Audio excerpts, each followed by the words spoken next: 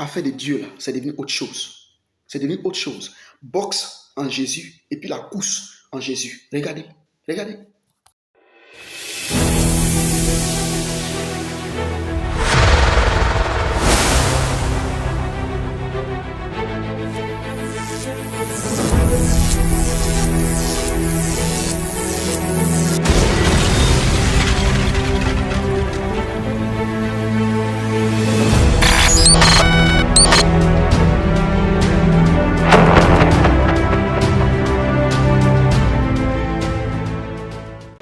Young man, come.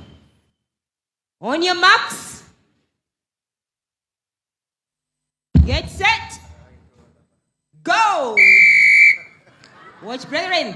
The young men are so strong, but midway they fell down. They didn't reach the finishing ground. Hallelujah. And one young man remained stuck at the beginning point. Here comes the old man, Prophet Kakande. He's walking victoriously up to the winning point. I think I can beat you in the race. You said you can compete with Kakande. Watch what is happening to this apostle from Zimbabwe. You say you can compete with Kakande. Now I withdraw my words. I withdraw. See what is happening to him. You still want to compete? No, sir. No, sir. Eh? No, sir. Can't stand. He said, I want to compete with you, sir. I said, okay, you want to compete? I'm shocked. I came here with 24,000 problems, but I'm not even going to complain now. I'm fine. Oh my. What is it? Fire. Eh? Fire. The apostle from Zimbabwe cannot stand. The power of God has touched. You want to do boxing? Watch, brethren.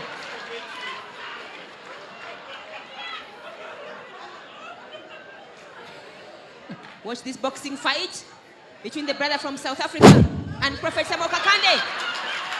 The brother is defeated. Prophet Kakande is the winner. He wanted to do boxing. He wanted to see whether... Look, are you still there? Are you still there? Are you still there? He's defeated. Are you still there? Watch this fight between Prophet Kakande and the brother from South Africa.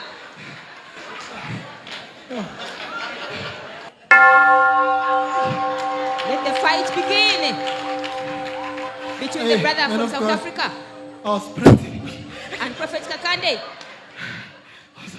The fight is going on. In the ring is the brother from South Africa. Knockout. In the ring is the brother from South Africa and Prophet Kakande. I was saying, hey, if the man of God gives me a chance, I might knock him out.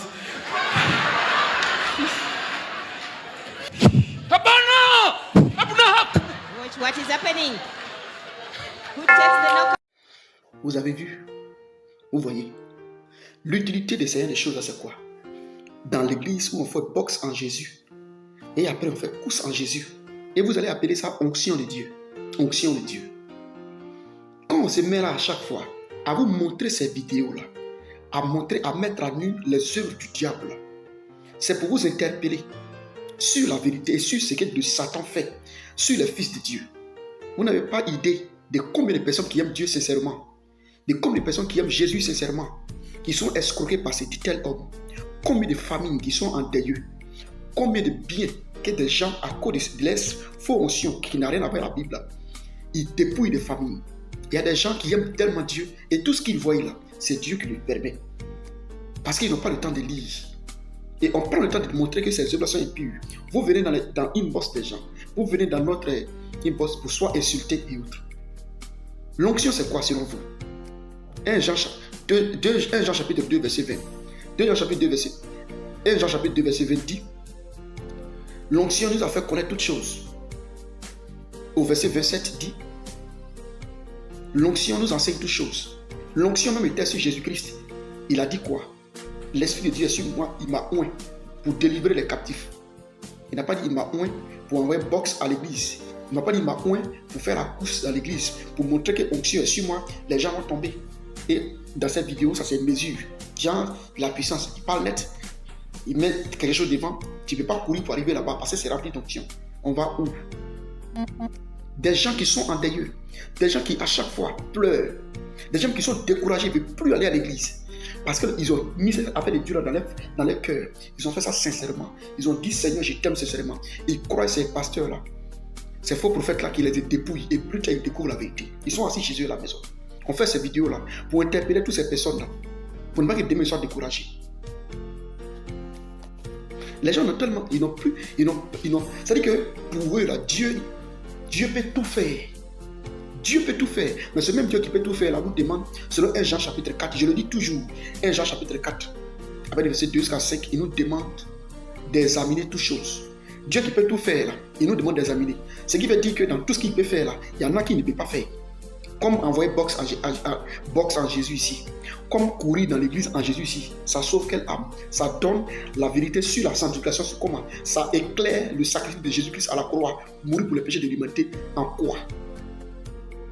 Et les gens sont obligés de faire des choses là pour vous retenir, vous qui aimez le monde, vous qui êtes dans la jeunesse. Et la Bible dit selon 1 Jean 4, verset 5, ils font comme le monde, ils parlent comme le monde, et le monde les écoute.